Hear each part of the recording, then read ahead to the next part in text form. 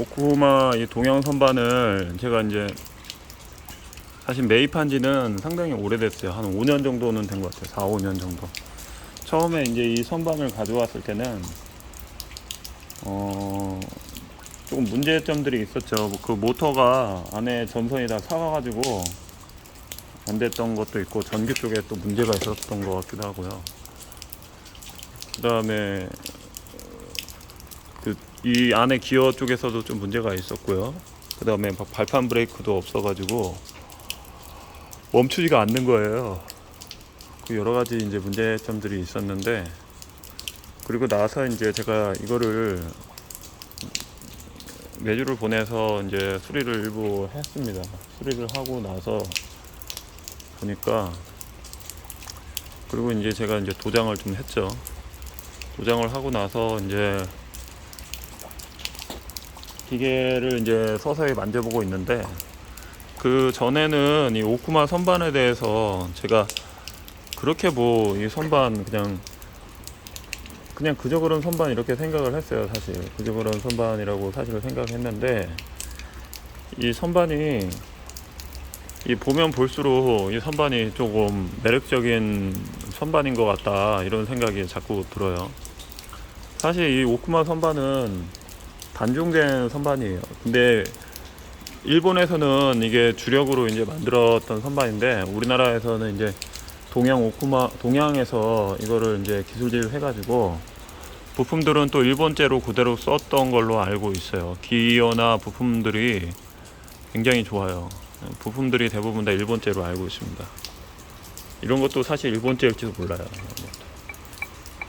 근데 이제 제가 이 오쿠마 선반을 요새 계속 만지고 있어요. 계속 만지고 있는데, 이 오쿠마 선반이 써봤을 때 처음에는 이런 레버들이 좀 있고, 그 다음에 이런 것들이 있고, 그 다음에 약간 조금 뭔가 이렇게 좀 둥글둥글 둥실둥실 해가지고, 이 선반에 대해서 조금, 이거 선반이 조금 어떤 선반인가 자꾸 눈은 가는데, 또 그렇다고 또 막 이렇게 만지고 싶은 생각은 별로 없었어요.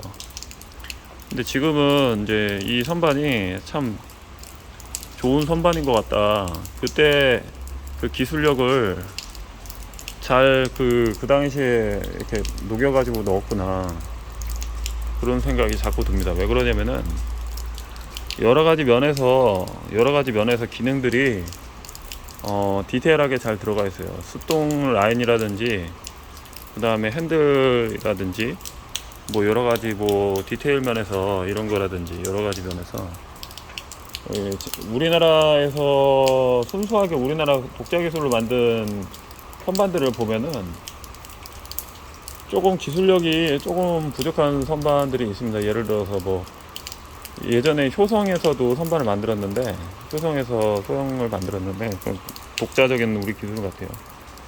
수동 라인도 없어요. 수동 라인도. 그리고 소형 선반 중에서는 이렇게 디테일이 이렇게 살아있는 그 선반들이 굉장히 드문데, 이 소형 선반 치고는 굉장히 디테일이 좋아요. 디테일도 좋고, 뭐 여러가지 이제 베드라든지 뭐 여러가지 이제 뭐 예를 들어서 이 심압대를 하나 보더라도 이게 이런 식으로 돼 있어요.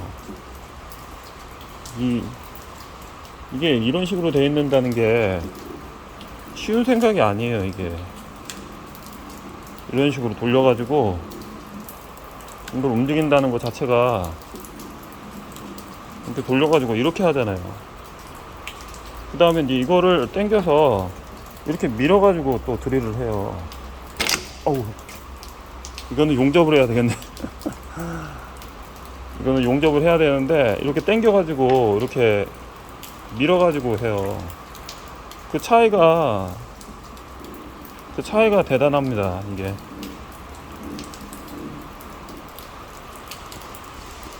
그 다음에 뭐 이런 티움 여기에서 이제 이렇게 티움으로 이렇게 해가지고 또 다른 부착물 어태치먼트를 부착을 해가지고 쓸 수 있게 한다는 점하고, 그 다음에 이 다이얼이라는 거는 사실 이 다이얼로 만들기 위해서는 우선은 여러 가지 설계라든지 금액이 설계가 많이 들어가요. 이게 왜 그러면 다이얼을 한다는 거는 기능적으로 편하게 하기 위해서, 한 동작으로 하기 위해서 이렇게 이렇게 손목만 돌리면 되잖아요. 그래서 일하기가 편해요 이게. 근데 이거에 단점이 있어요. 돈이 많이 들어가요 만드는데. 제조 공정도 많이 들어가고, 그 다음에 뭐 여러 가지로 하여튼 생산 원가가 높아지죠. 근데 쓰기에는 편하다. 그리고 두 번째는 디자인이 또 좋다. 그리고 이제 이게 또 여기서 보시면은 이 선반은 이 다이얼 변속을 하는 게 여기 안에서 앞에서 끝나는 게 아니고요. 요 뒷변에 또 다이얼에 관련된 그 캠이 또 있어요. 그 일반적으로 이 다이얼만 앞에서 돌리는 타입의 그런 그 범용 선반들은 이게 이렇게 딱 돌리잖아요. 이렇게 살짝만 돼 있으면은 어떻게 되냐면은 이게 브르륵 이 소리가 나요. 제대로 안 걸려가지고. 근데 이 선반은 그런 적이 단 한 번도 없고, 그렇게도 될 수가 없게끔 구조가 돼 있어요. 그래서 다이얼이 앞에 돼 있는 경우는 진짜 구조적으로 잘 만들지 않으면은 오히려 미치는 그런 설계가 나오는데, 예를 들어서 대구중공업 선반이 그렇죠. 대구중공업계 그 선반이 그렇게 만들었어요. 예를 들어서 이거를 이렇게 잡고선 정확하게 이렇게 해도 이 안에서만 그 구동이 되게끔 돼 있어서 이걸 또 핸들로 또 맞춰가지고 기어 위치를 또 잡아줘야 돼요. 그게 말이 되는 거냐고요. 이게 이렇게 나오면은 무조건 돼야지. 근데 이거는 그런 문제점들이 없습니다.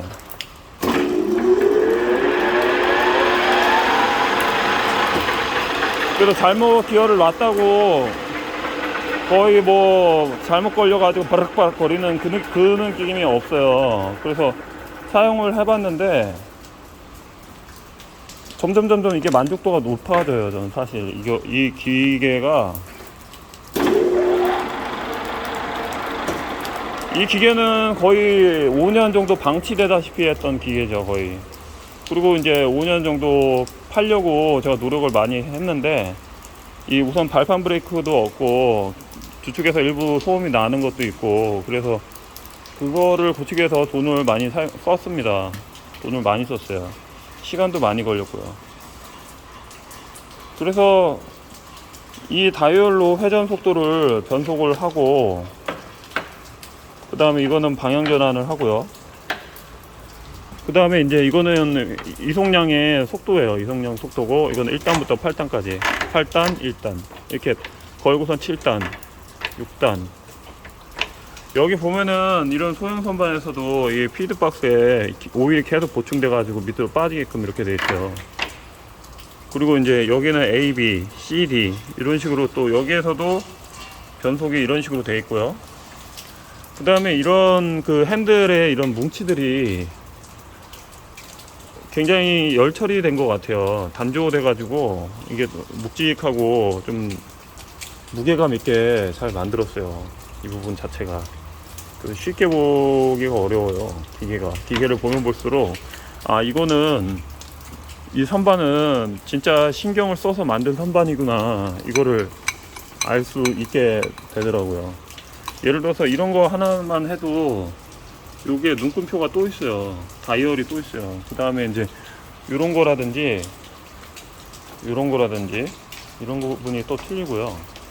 여러 가지 면에서 진짜. 그 다음에 좁지만은 이제 베드가 이렇게 또 넓은 그런 장점이 있고, 그래서 괜찮은 선반이라고 생각이 됩니다.